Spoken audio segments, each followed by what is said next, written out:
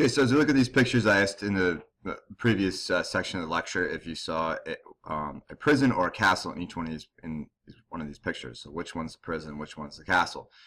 It's kind of hard to tell because they're designed very similarly. But this one is our castle, and this one is our prison. This one actually is a drawing of Eastern State Penitentiary, which is located in Philadelphia, near Fairmount Ave and the Art Museum area. And if you've ever gone down there and seen it, you know that it looks a lot like a castle. The reason for that is the Eastern State Penitentiary is a great example of the American prison system. It actually developed in Pennsylvania and New York by the Quakers. They kind of developed this new way of designing prisons and sort of organizing the prison systems. They designed the place to isolate the individual. So for the most part, individuals were in their cell by themselves for 23 hours a day without pretty much anything to read but the Bible. Sometimes people on good behavior could get, some drawing paper or things like that. But there were no mirrors, there was no talking, and the idea is that it was supposed to give a person time to reflect on their life and what they had done wrong, and hopefully achieve perfectionism. The buildings themselves resembled old European castles, sort of as a symbol of fear. This is a place that you don't want to go, because for a lot of immigrants, there was that connection between a castle being a place of punishment or fear, and the Quakers wanted to bring that into the prison system in the United States. Charles Dickens and Alexis de Tocqueville came to actually study the American prison system, to write a report for France to maybe kind of redo their prison system.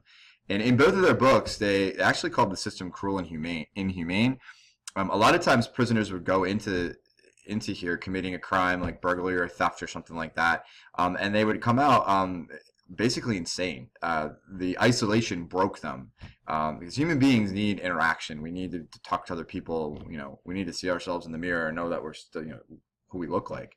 And these particular prisons caused a lot of people to lose their mind. It didn't necessarily work as the deterrent that they hoped it would. Instead, it ended up as a place that ended up housing lots of poor people and petty theft and petty criminals. But it did create kind of the basis for what our American prison system is today.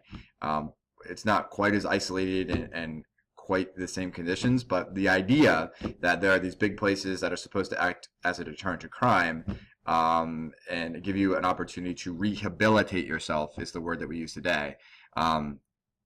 It goes back to the Quakers and was developed during this time period. A lot of it, along with that, states also started to kind of go along with educating. So some people say, well, all right, so if we're going to punish people for what they did wrong, maybe we could try to prevent them from committing crimes and becoming criminals. So let's try to educate them. So state funding education, as we know, goes back to Massachusetts during the age of the Puritans. They did it for religious reasons. But a lot of states started to require kids to go to school until about age 12 so that they could learn to read or write and basic math, so that they could be better citizens, better industrial workers, or move into some possibly higher education for the wealthy kids. So some states requiring kids to go to school. Most of them were in the north and northeast. A lot of southern schools didn't have mandatory compulsory education laws. Which means you had to go to school till a certain age. It was designed to help the poor kids compete with wealthy kids who didn't have an advantage. And again, help students improve themselves and improve society. So you had the prison detention system, which was supposed to act as a deterrent and try to help people that committed a crime improve themselves that way. State-funded education was hopefully, to prevent people before they became criminals to educate themselves and compete, so they didn't end up in prison. Immigrants played a key role in both of these. Again, a lot of immigrants ended up being criminals because they came here with expectations that weren't met. They couldn't find jobs, whatever, and so they ended up in the prison system. with the education system, a lot of Catholics that came to the United States started Catholic schools because they didn't want their kids educated in a Protestant secular school. They wanted them to learn Catholic values and things like that. So particularly in our area, there are a lot of Catholic schools, and Catholic education is still pretty popular. But this led to suspicion of Catholics, particularly by the Know Nothing Party and other anti-immigrant groups. It's like, well, why don't you want to be part of the public school system? Why don't you want to be American? And this led to, that connection that Catholics don't want to be Americans. And throughout much of the 19th century, there was suspicion of Catholics in the United States. So take a moment, do the stop and check, pause the video if you need to. What did religious reformers mean by perfectionism? And if you chose C, discipline could lead to unlimited improvement, you are correct. So we're going to move on to the last topic, and this is probably the one that we're most familiar with, or the one that the text is going to focus the most on, and the one that I think kind of encompasses all of these movements in one, and that's the abolitionist movement, or the anti-slavery movement, the movement to end slavery. So first of all, we want to look at two different approaches to abolitionism. There's the American Colonization Society and the Anti-Slavery Society. The American Colonization Society was the much less radical of the two. They wanted to see kind of less change. Now, to us, buying slaves and sending them back to Africa seems very radical by today's standards. But in the 1830s and 1840s, that was a much more sort of actually realistic thing, and something that more Americans were willing to support than complete, immediate end to slavery and equal rights for Black Americans. That was the Anti-Slavery Society. This sort of goal of theirs was extraordinarily radical for the time, and there were a lot of Americans who even opposed slavery that weren't willing to go to this step of equal rights for freed Black men. So the American Slavery Anti-Colonization Society, wanted to buy slaves, send them back to Africa. A lot of politicians supported this, especially racist Southerners. It gave them an opportunity to look like, hey, yeah, we want to end slavery, so let's send all the free Black people back to Africa. It kind of accomplished both of their goals.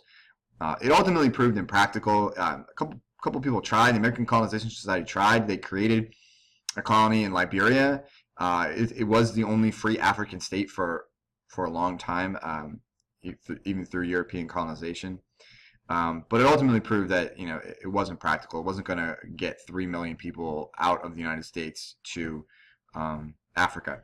So eventually the Anti-Slavery Society starts to become the more prominent group and the one that people start to support.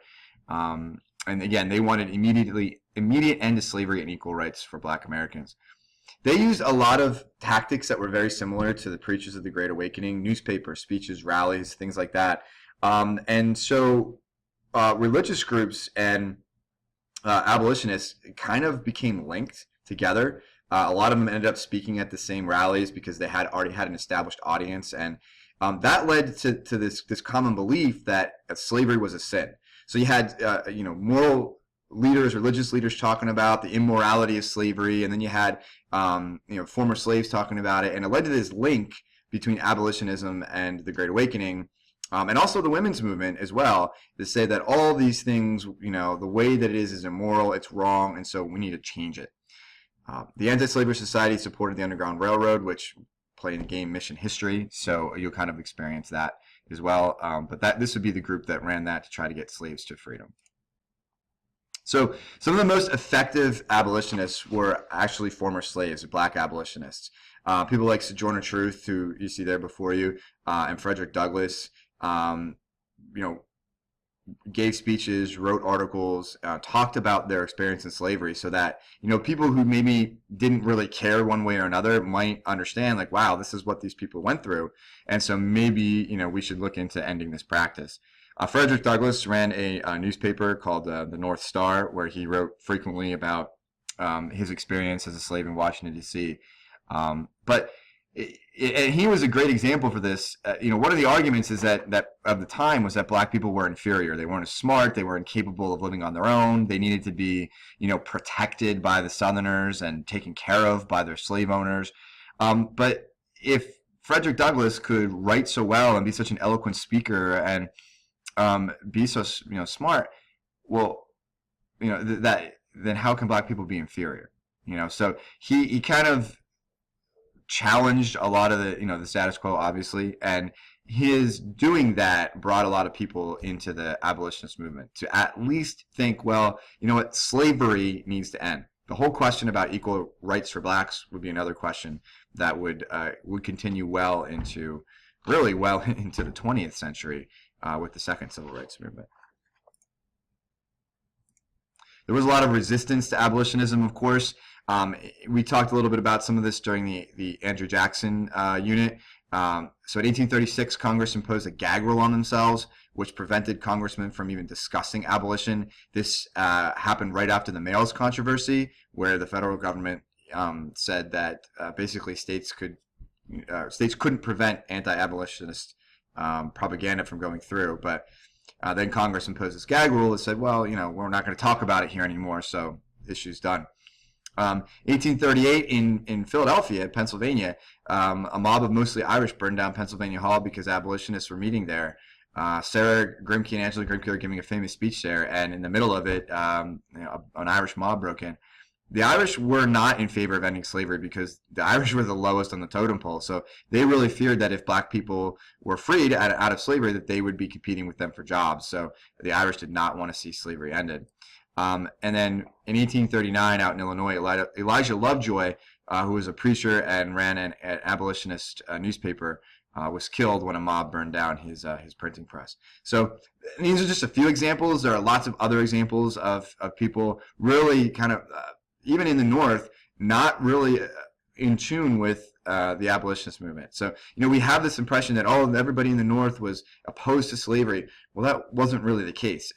There was a majority, and that majority was very loud and outspoken, but there was also a very solid minority of people in the North that did not want to see slavery ended. And so abolitionism met a lot of resistance, and it took the Civil War to end it. So to stop and check here, which of the following would be associated with the American Colonization Society? And if you chose Liberia, you are correct. So just take a moment here and summarize this whole movement, the Antebellum Reform period. So social reform challenged social order. Again, the idea was that Americans were trying to improve society and challenge the order of things, whether that was giving poor kids access to education or ending slavery. It all started with changing the social order.